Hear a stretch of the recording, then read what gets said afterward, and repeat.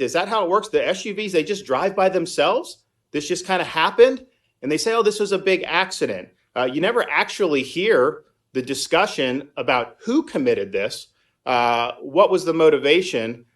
This guy was a career criminal, let out on, didn't really have any bail, basically, should not have even been on the street, had clear anti-white animus, and this was an intentional act. And it seems like, for corporate press, they're more apt to characterize a parent who goes to a school board meeting to protest bad policies as a domestic terrorist than somebody who intentionally rams an SUV into a crowd of innocent people. So you have at least 6 have died. You have many more that have been injured. I know many people are in the hospital. And so let's just be clear. This was not a car just driving in. This was an attack by a felon who did that, who should not have been on the street. And we'll see what the actual motivation was. It very well may have been in response to what happened with Kyle Rittenhouse. And you have to wonder if that's the case.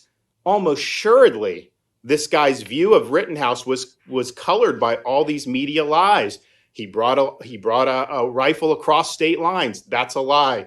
They said that the initial altercation with Jacob Blake, that Blake was unarmed. That's a lie. They covered up Blake's criminal history. And then they said that Rittenhouse shot. And first of all, when you're self-defense, it doesn't matter, kind of what race, but they would say that he shot. Most people didn't know that he shot 3 white people. People thought, so that's what the media has been doing. And they tend to point a target on law enforcement's back. But this is just wrong. And these lies have got to stop. And if it doesn't fit your narrative, sweeping the facts under the rug is not doing the service that people deserve. It is what we expect, unfortunately, from a lot of these places, but it's wrong. And I think the way they've treated law enforcement across the board over the last 2 years has been an absolute disgrace. So let's just be clear. They are not wanting to cover this Wisconsin thing for what it is. They are not wanting the facts to come out the way they are because the facts do not support their narrative. And it's all about pursuing partisan narratives.